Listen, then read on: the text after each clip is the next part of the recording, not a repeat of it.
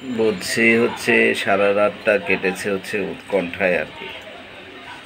হচ্ছে এই পরের দিন সকালটা কি হবে এরকম প্রতি রাত হচ্ছে উৎকণ্ঠায় হচ্ছে দিনগুলো কাটে আর কি। মানে দিনগুলো কাটে উৎকণ্ঠায় কাটে, ঘুমটাও হচ্ছে যন্ত্রণাদায়ক হয়।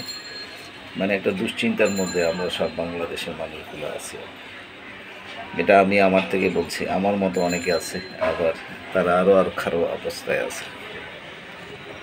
তো এখন এই যে ঘুম থেকে উঠছি অনেক আগে, বারান্দায় বসে আছি, এখানে আমার কিছু পাখি আছে, পাখি আর কি।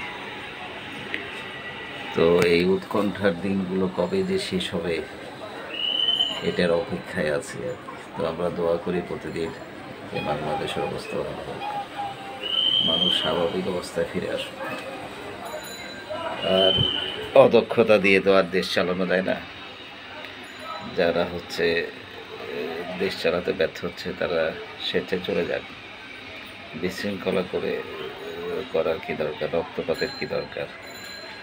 দেশের মানুষ শান্তি থাকুক, শান্তির জন্য তো যে আসবে দেশ চালাবে, সে তো শান্তির জন্য দেশ চালাবে।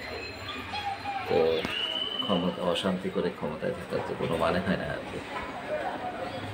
তো আমরা সবাই চাই যে বাংলাদেশের মানুষরা সবাই শান্তিতে থাকুক, পথে ঘাটে মানুষ গুলি খেয়ে যাতে না মারা যায়। নিজের দেশের মানুষের হাতে নিজের দেশের মানুষরা যদি গুলি খেয়ে মারা যায় খুবই যন্ত্রণা দেয়।